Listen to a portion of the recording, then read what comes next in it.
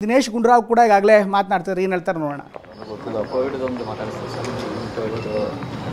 Covid ಇವತ್ತು ಸಭೆ ಇದೆಯಲ್ಲ, ಅದರದ್ದು ಸರ್.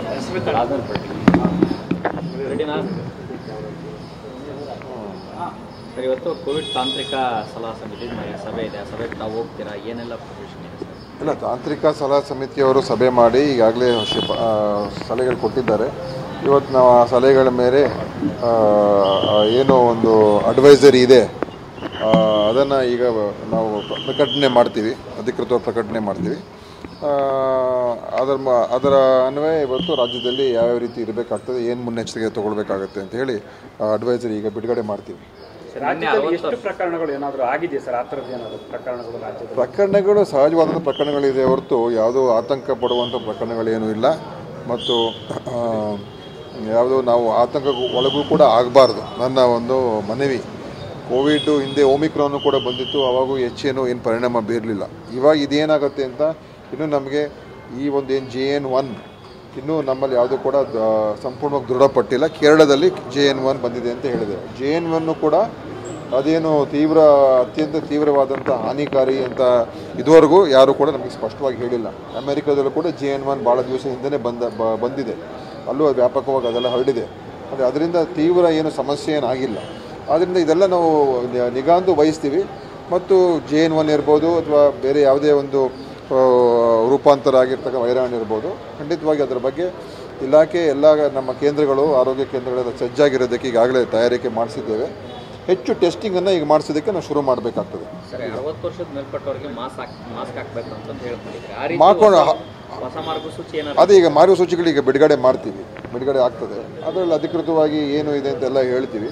ಆದರೆ 60 ವರ್ಷಕ್ಕಿಂತ ಹೆಚ್ಚಿರೋರು ಮತ್ತು ಬೇರೆ ಬೇರೆ ಕಾಯಿಲೆಗಳು, ರೋಗಗಳಿರ್ತಕ್ಕಂಥವ್ರು, ಅವರ ಇಮ್ಯುನಿಟಿ ಸ್ವಲ್ಪ ಕಮ್ಮಿ ಇರ್ತದೆ ಅಂಥವ್ರು, ಅವರೆಲ್ಲ ಸ್ವಲ್ಪ ಎಚ್ಚರಿಕೆ ವಹಿಸ್ಕೊಂಡ್ರೆ ಕೇವಲ ಕೋವಿಡ್ ಒಂದೇ ಅಲ್ಲ, ಬೇರೆ ಬೇರೆ ಈಗ ಇನ್ಫ್ಲೂಯೆನ್ಸಾ ಮತ್ತು ಬೇರೆ ಬೇರೆ ವೈರಲ್ ಇನ್ಫೆಕ್ಷನ್ಸು ಇರ್ತದೆ, ಅದರಿಂದನೂ ಕೂಡ ಅವ್ರಿಗೆ ರಕ್ಷಣೆ ಸಿಗ್ತದೆ.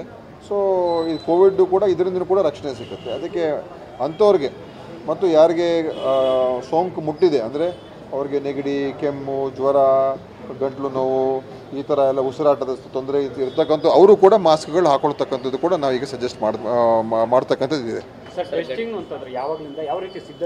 ಈಗ ಟೆಸ್ಟಿಂಗ್ ಮಾಡಿಸೋಕ್ಕೆ ಶುರು ಮಾಡಿಸಿದ್ದೀವಿ. ಹೆಚ್ಚು ನಾವು RT-PCR ಕಿಟ್ಸು ಮತ್ತು ರ್ಯಾಪಿಡ್ ಆ್ಯಂಟಿಜೆನ್ ಟೆಸ್ಟ್ಗಳು ಅದೆಲ್ಲ ನಾವು ಖರೀದಿ ಮಾಡಬೇಕಾಗಿದೆ. ಹಿಂದೆ ಏನು ಖರೀದಿ ಮಾಡಿದ್ದು ಅದೆಲ್ಲ ಈಗ ಲ್ಯಾಪ್ಸ್ ಆಗಿದೆ, ಸ್ವಲ್ಪ ಇದೆ ನಮ್ಮ ಹತ್ರ, ಅದನ್ನು ಉಪಯೋಗಕ್ಕೆ ಈಗ ಬಿಟ್ಟಿದ್ದೀವಿ. ಮತ್ತು ನಾವು ಅದನ್ನು ಈ RT-PCR ಕಿಟ್ಸ್ ಇದೆಲ್ಲ ನಾವು ಟೆಂಡರ್ ಮಾಡಿ ತೊಗೊಳ್ಳೋಷ್ಟೊತ್ತಿಗೆ ಸ್ವಲ್ಪ ತಡ ಆಗ್ತದೆ.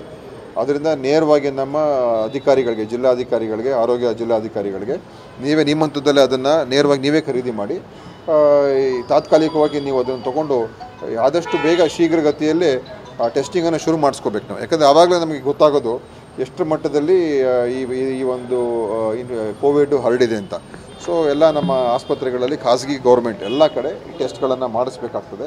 1-2 ದಿವಸದಲ್ಲಿ ಅದೆಲ್ಲ ಪ್ರಾರಂಭ ಆಗ್ತದೆ. ಆವಾಗ ನಮಗೆ ನಿಜವಾದಂಥ ಪರಿಸ್ಥಿತಿ ಏನು ಅಂತ ಗೊತ್ತಾಗ್ತದೆ.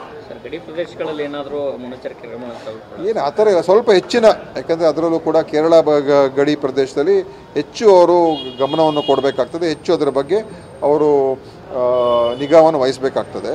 ಆದರೆ ಈ ರಾಜ್ಯಾದ್ಯಂತ ನಾವು ಎಲ್ಲರಿಗೂ ಕೂಡ ಒಂದೇ ರೀತಿಯಾದಂಥ ಮಾರ್ಗಸೂಚಿ, ಒಂದೇ ರೀತಿಯಾದಂಥ ತಯಾರಿಕೆ ಎಲ್ಲ ಮಾಡ್ಕೊಳ್ತೀವಿ.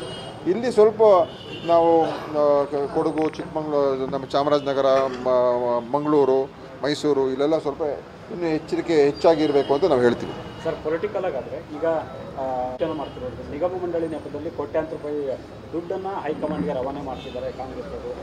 ಯಾಕಂದರೆ ಡೆಲ್ಲಿಗೆ ಹೋಗಿರೋ ವಿಚಾರವನ್ನು ನೋಡಿ, ಅವ್ರಿಗೀಗ ಯಾವ ಸುದ್ದಿ ಇಲ್ಲ, ಸುದ್ದಿ ಮಾಡಬೇಕು ಈ ಥರ ಆಪಾದನೆ ಮಾಡ್ತಾರೆ.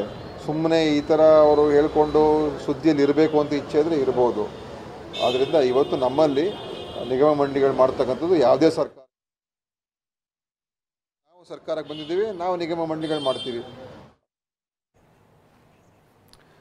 ಇದು ದಿನೇಶ್ ಗುಂಡೂರಾವ್ ಅವರು ಹೇಳ್ತಾ ಇರುವಂಥ ಮಾತು. ಒಟ್ಟಿನಲ್ಲಿ ಇವೆಲ್ಲ ಡೆವಲಪ್ಮೆಂಟ್ಗಳನ್ನು ನೋಡ್ತಾರೆ, ಬಿಗಿ ಕ್ರಮಗಳನ್ನು ಕೈಗೊಳ್ತೀವಿ ಅನ್ನುವಂಥ ಮಾತನ್ನು ಹೇಳ್ತಾ ಇದ್ದಾರೆ.